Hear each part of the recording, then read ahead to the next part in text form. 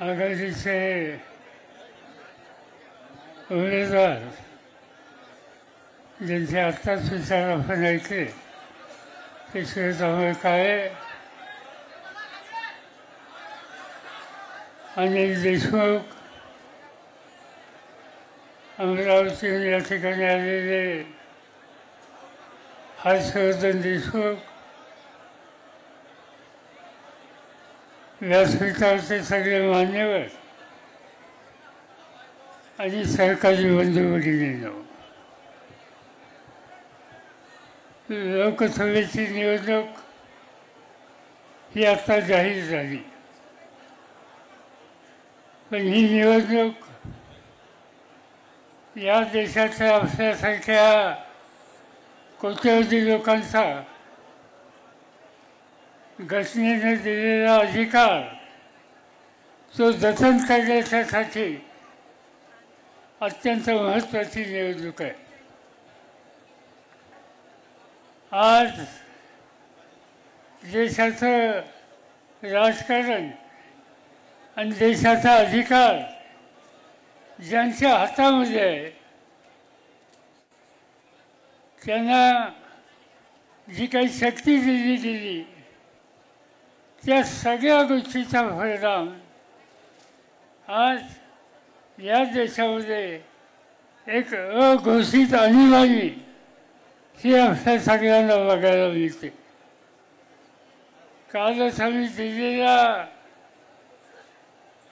आघाडीचे सगळे नेते एकत्र होते, सोनिया गांधी एकत्र होत्या, राहुल गांधी होते, देशाच्या सगळ्या विरोधी पक्षाचे नेते उपस्थित होते आणि आम्ही सगळ्यांनी मिळून रामलीला मैदानावर एक शपथ घेतली की या देशाच्या संविधानावर हल्ला होण्याची स्थिती जी आहे त्यामधून कोट्यावधी लोकांची सुटका करायची असेल तर बाकीचे मतभेद सोडून सगळ्यांनी एकत्रित राहणं आणि एक जबरदस्त शक्ती दाखवून त्यामार्फत भाजप आणि त्यांच्या विचाराच्या लोकांचा पराभव करणं. तुम्ही बघितलं की आज सत्याचा गैरवापर होतोय, विरोधी विचार हा दाबला जातोय.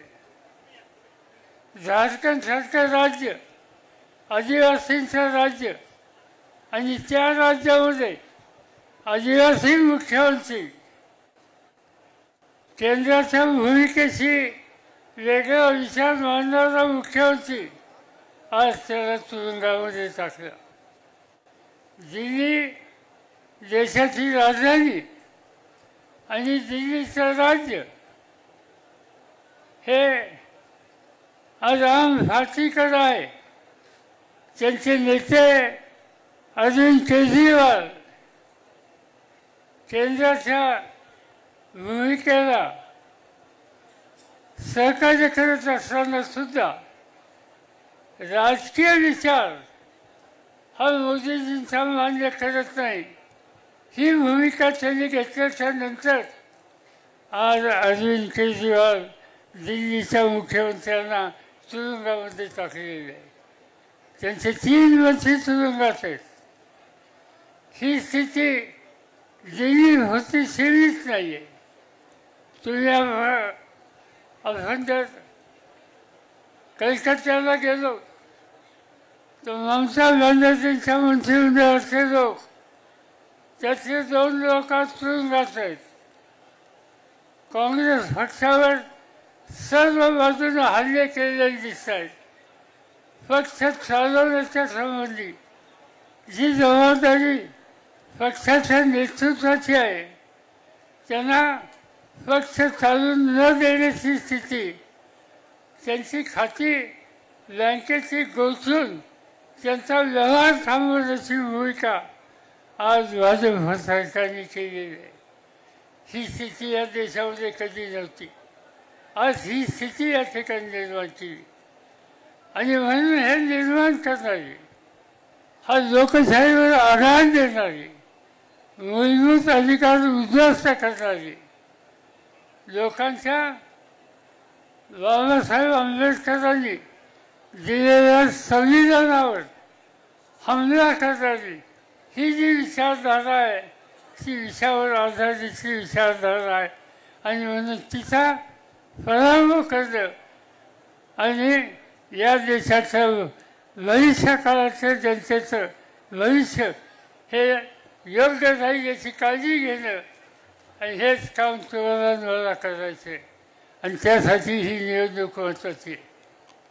मला आनंद आहे की आज या ठिकाणी कायमचे फंड उमेदवारी बनण्याच्यासाठी सगळ्या पक्षांचे लोक, आघाडीचे सगळे घटक एका जीवाभावानं या ठिकाणी उपस्थित आहेत आणि या सगळ्यांच्या सामुदायिक सहकार्यानं आणि तुम्हा सगळ्यांच्या कर्तृत्वानं आपण वर्ध्याचा एक नवीन संदेश देशामध्ये पाठवू. वर्धा ही काँग्रेसच्या राजकारणामधली स्वातंत्र्याच्या आंदोलनाची एक ऐतिहासिक भूमी आहे. महात्मा गांधींचं वास्तव्य या ठिकाणी होतं, अनेक नेतृत्वाचं वास्तव्य या ठिकाणी होतं. त्या वास्तव्यात त्यांनी जो काही संदेश दिला त्या संदेशाचं स्मरण करणं आणि जी काही चुकीची प्रवृत्ती असेल तिचा निषेध करणं हे काम तुम्हाला करायचं आहे आणि त्यासाठी एक कर्तृत्वान जवळपास गेले 15 वर्ष महाराष्ट्राच्या विधानसभेमध्ये ज्यांनी उत्तम काम केलं असा एक जागृत उमेदवार आज आंबेडकरांच्या रूपानं तुम्हा सगळ्यांना दिलं आहे. त्यांच्या मागे शक्ती उभं करणं हे काम तुम्ही करावं. यापेक्षा अधिक बोलू इच्छित नाही. 3 वाजायच्या आत आपल्याला अर्ज भरायचा आहे आणि त्यासाठी वेळ ही अत्यंत महत्त्वाची आहे. तुमच्या या सगळ्या कामाला, सामुदायिक प्रयत्नाला अंतःकरणापासून शुभेच्छा देतो आणि माझे 2 शब्द संपवतो. देश विदेशातील प्रत्येक घडामोडींचे लाईव्ह अपडेट मिळवण्यासाठी आता साम टीव्हीच्या सर्व सोशल मीडिया प्लॅटफॉर्मला लाईक, फॉलो आणि सबस्क्राईब करा. तसंच सर्व नोटिफिकेशनसाठी बेल आयकॉन प्रेस करायला विसरू नका.